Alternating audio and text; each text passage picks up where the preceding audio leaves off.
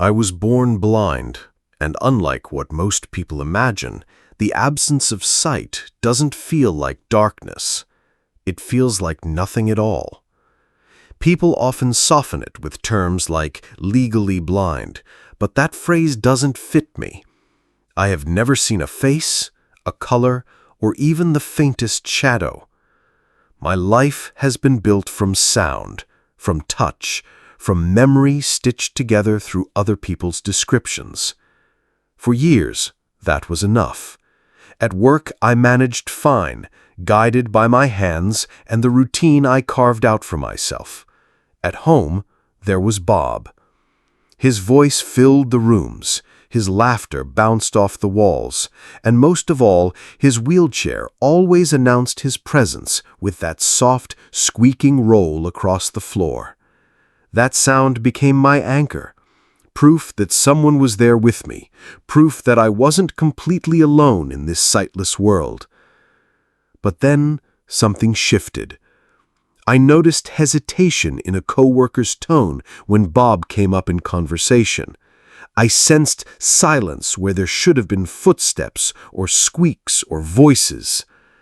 I brushed it off at first, convincing myself it was nothing. Yet the doubt kept spreading, and suddenly the sound I once trusted most began to twist into something unbearable. The wheels that reassured me now scraped like a question I could not answer. And the thought I keep returning to, the one that chills me more than darkness ever could, is terrifyingly simple. What if Bob was never real? My days followed a simple rhythm, one I could navigate without thinking. Every weekday I worked 5 to 8 hours doing fittings by touch, assembling, adjusting, making sure pieces locked together as they should. My fingers became my eyes, and I trusted them more than I ever trusted anyone else. The work was repetitive, but I didn't mind. It gave me purpose, a steady routine that grounded me. And besides, I wasn't alone. Hugo was there. Hugo wasn't just a coworker. He was the voice that carried me through the hours, his endless chatter a constant presence. We talked about everything and nothing, films, food, politics, jokes that would vanish from memory the moment they left his mouth. It wasn't the words themselves that mattered, but the companionship they offered. He had that energy that made you forget the monotony, that filled the silence with something alive. I never once doubted he was real. When I left work, I returned to the other half of my world, Bob. Unlike Hugo, Bob was quieter, but no less important. He lived in that apartment with me, confined to his wheelchair, never stepping outside. He told me he didn't need to. His whole life existed on that computer of his. Work, friends, movies, everything happened through the screen. And at night, when the apartment dimmed to silence, we'd sit together. He'd boast about getting movies the day they released, I'd laugh, and we'd listen to the audio description painting scenes I could never see. It was an odd but comforting balance. At work, Hugo. At home, Bob. Two voices that wove my life into something that felt whole. When I talked about Bob at work, Hugo laughed like he knew him.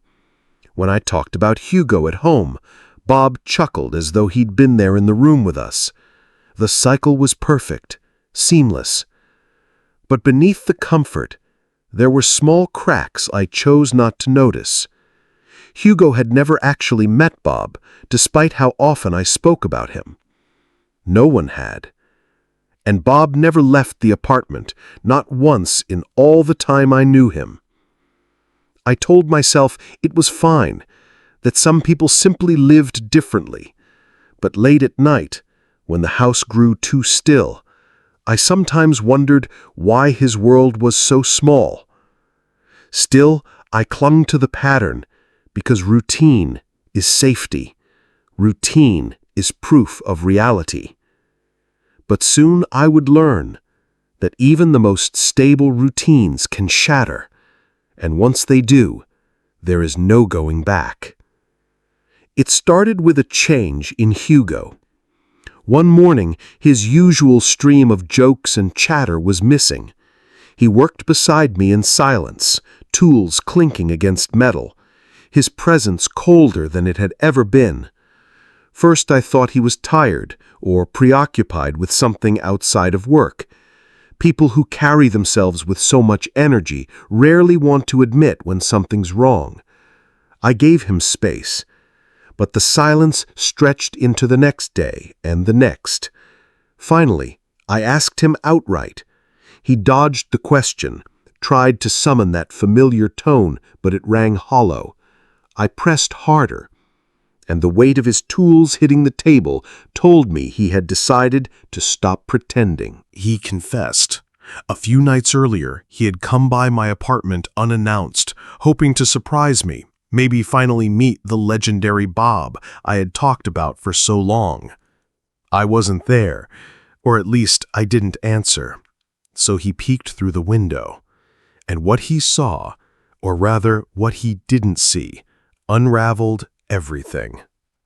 According to him, I sat in the living room with the television on, speaking, laughing, responding. But I was alone. No wheelchair, no Bob, no trace that another person lived there at all. I wanted to deny it immediately, but the words caught in my throat. I forced an explanation, that maybe he had looked from the wrong angle, maybe Bob was out of sight. Hugo hesitated, then nodded, as though willing himself to believe me. But the air between us was never the same again. That night, I returned home to Bob's cheerful greeting, the familiar squeak of wheels. We talked, we joked, and for a moment I convinced myself Hugo was wrong. Yet doubt had crept in, and once it takes root, it spreads like rot. I decided to test something simple. I asked Bob to turn off the audio description during our movie, just this once. He resisted, confused, even nervous, but I insisted. Without the narration, I listened carefully. When the movie ended, I asked him about the setting, the plot, the visuals, basic details anyone could answer if they had seen it. He stumbled, guessed, grew quiet. His answers were wrong. The laughter we shared afterward sounded forced. My smile felt brittle. Because for the first time, I couldn't shake the question, was Bob really watching the movie with me, or was I only listening to my own echo in the dark? The doubt became unbearable. Every conversation with Bob, every squeak of his chair, felt less like reality and more like an elaborate trick of my own mind. I tried to ignore it, to slip back into the comfort of routine. But once you start questioning what's real, there is no way to stop. I confided in Hugo again. He listened quietly, which was unusual for him, and then suggested something strange. He said, "Try imagining him away. Focus on the thought that he isn't there. If he disappears, maybe that's your answer." His voice was hesitant, as if he wasn't sure whether he was helping me or making things worse, but the idea lodged in my head. That night, Bob greeted me with his usual warmth, the wheels squeaking softly across the floor. I waved back, but silently I repeated in my mind, "You're not real. Disappear. Go away." I forced the words over and over like a mantra. He asked if I was all right, but I stayed on autopilot, answering only enough to keep up appearances. The more I repeated the thought, the more I felt his presence waver. The silences grew longer, the squeaks less frequent. My heart pounded. Was it working? Still, just as I began to believe, the sound would return, his wheels cutting across the floorboards, his voice pressing questions into the air. Each time he reappeared, my patience frayed further. I snapped at him, something I had never done before. He grew quiet, retreated into silence, and for the first time since I knew him, I was left alone in the apartment. The next day, I told Hugo everything. He was unsettled, though he tried to mask it with nervous laughter. We speculated maybe the squeak was an old sound in the house, misinterpreted. Maybe I'd filled the silence with a character borrowed from the movies we watched. Each theory felt both ridiculous and uncomfortably plausible. The laughter we forced between us only highlighted how fragile my certainty had become. But Bob returned. Of course he did. His greeting the next night was almost cheerful, but when I ignored him, the brightness faltered. He moved closer, insisting I answer, even mocking me. "You're blind, but you're not deaf." I kept my composure, but inside I was unraveling. Each time I shut him out, the squeaks faded again, and for a while I sat in blessed silence. I clung to that silence as proof, and each day I reported my progress to Hugo, who listened with a kind of tense fascination. It was as though he had become my counselor, guiding me through a therapy session I never asked for. Yet his encouragement felt genuine, and I needed that. Then came the night Bob snapped. His voice, once calm, erupted into a scream. He accused me, cursed me, demanded to know why I was pretending he wasn't real. The volume was unbearable, every word slamming into me like a hammer. I sat stiffly, repeating in my mind, "You're not real. You're not real." But then something broke the boundary between thought and flesh. I felt it, the sharp slam of his wheelchair striking my leg. Pain bloomed, hot and undeniable. I tried to reason with myself, telling myself I must have tripped over the coffee table, that my mind was conjuring the sensation. But the pain lingered. My hand brushed the edge of the table, confirming it was far away. My chest tightened. If Bob was nothing more than a delusion, how could he touch me? The screaming escalated, his presence pressing closer. I could feel the heat of his breath, the frantic energy of someone desperate not to vanish. And then came the blows, weak, frantic slaps against my arms and chest. My mind spun, insisting this was just my own body betraying me, striking itself in confusion. Yet the weight, the rhythm, the impact felt wrong. It wasn't me. For the first time, rage overpowered fear. If Bob could attack me, then perhaps I could fight back. I swung wildly into the space his voice came from. My fists cut the air, connected with something soft, something yielding. A cry broke out, pained, human, trembling. He fell back, stammering, begging me to stop, but I didn't. I lunged forward, hands closing around where I imagined his throat must be. His voice rose into a broken wail, a pathetic string of pleas, but I held firm. My arms shook with the effort, my mind screaming at me to finish it, to end this haunting once and for all. Slowly, the sound faded. His thrashing stopped. Silence swallowed the room. For a long time, I sat there shaking, breathing hard, my palms slick with sweat. Relief poured through me like cool water. Bob was gone. I had defeated the phantom, silenced the illness inside me. For the first time in weeks, I believed I could move forward. I stood, my body heavy but light with triumph, and walked toward the kitchen.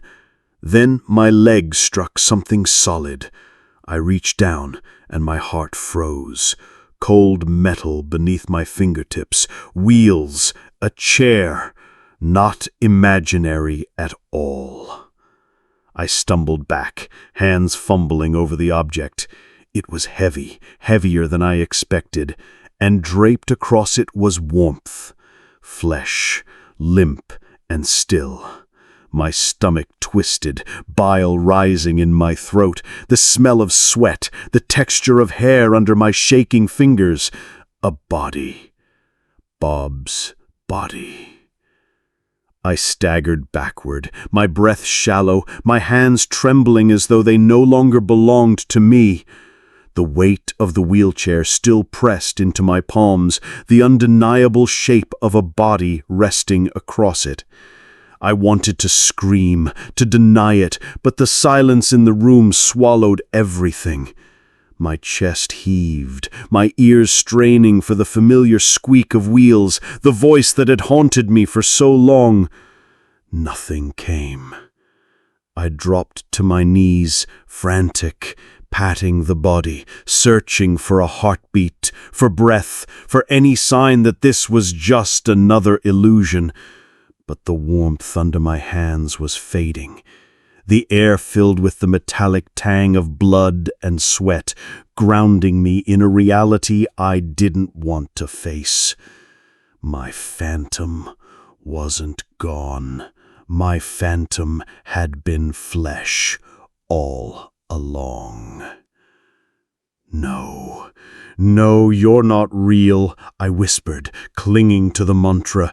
You were never real. I repeated it again and again, as if words could erase the weight before me. But the truth was unrelenting. My hands had done this. My doubt had driven me here. Desperate, I scrambled for my phone, fumbling with the assistive software until the call finally rang through. My voice shook as I begged for Hugo. The secretary paused, confused. "There's no one by that name here," she told me. My heart skipped. "No, that's impossible," I snapped. "He works with me every day. We talk. She cut me off. "Sir, you work alone." The words gutted me. I laughed, broken, a hollow sound that turned into a sob. "Who have I been talking to then? Who?" No answer, only the void. The line went dead, leaving me in the silence of my apartment. The silence that should have been a comfort now pressed against me like a tomb. The wheelchair creaked under its weight, as though mocking me, reminding me of what I had done. For the first time, I understood the true terror of blindness. It wasn't the absence of sight, it was the absence of certainty. If I could invent voices, conversations, entire lives, then how could I ever trust that anything or anyone had been real? And in that moment, as the quiet deepened, I realized the cruelest truth of all. The darkness had never been empty. It had only been waiting for me to listen. I sat there, paralyzed, the phone still in my hand, the silence pressing down like a weight I couldn't escape. My mind replayed every conversation, every laugh, every shared moment with Bob and Hugo, each one unraveling into threads of doubt. If neither of them had been real, then who was I when I was with them? What parts of me had they carried away? I tried to stand, but my legs buckled.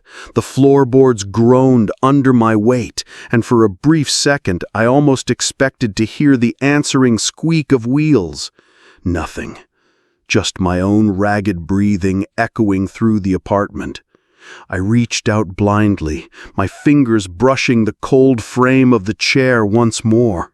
It was still there, heavy, solid, and draped over it was the undeniable shape of the man I had once called my friend. The realization hollowed me. I had strangled the only proof of companionship I ever had. Whether Bob was an invention of my mind or not didn't matter anymore. The warmth I had felt, the conversations I had cherished, they had ended under my own hands. I stumbled to the door, wrenching it open as though I could run from the truth, but even the night air outside offered no comfort. The world was suddenly vast and terrifying, filled with questions I could never answer. My blindness had always been my constant, but now I feared something far worse.